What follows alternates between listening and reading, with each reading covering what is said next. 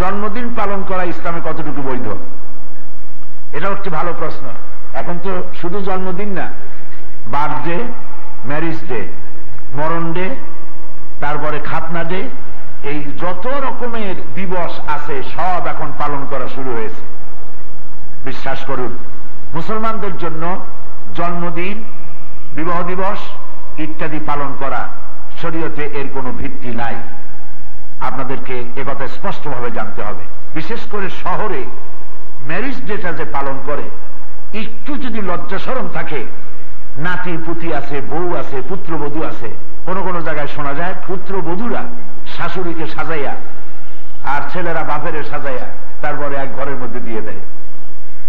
ইন্না লিল্লাহ পড়বেন না লা হাওলা পড়বে? একটু শরম টরম তো থাকা উচিত। এই জন্য ম্যারিজ ডে এগুলি খ্রিস্টানদের থেকে এসেছে, হিন্দুদের থেকে এসেছে। জন্মদিন পালন করা কি হইল? একটা কেক আনলো, আর যে কয় বছর বয়স সেই কয় বছরের কয়টা মোমবাতি জ্বালাই, একজনের ছুরি হাতে নিল, হ্যাপি বার্থডে টু ইউ বলে ফু দিয়া মোমবাতি গুলো লিবাই দিল। তাতে হইল কি? এটা কি হইল?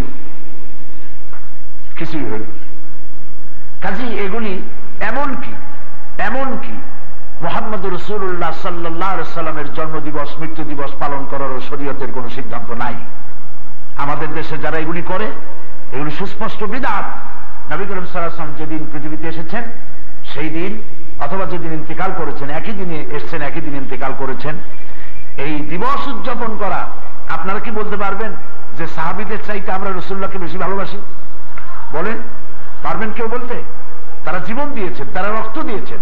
যদি কেউ দাবি করে সাহাবীদের চাইতে আমি বেশি ভালোবাসি রাসূলুল্লাহকে, তাহলে সে ভণ্ড, সে মিথ্যাবাদী। তো সাহাবায়ে কেরাম তারা তো নবী করিম সাল্লাল্লাহু আলাইহি ওয়াসাল্লামের জন্মদিবস, মৃত্যু দিবস পালন করেন নাই।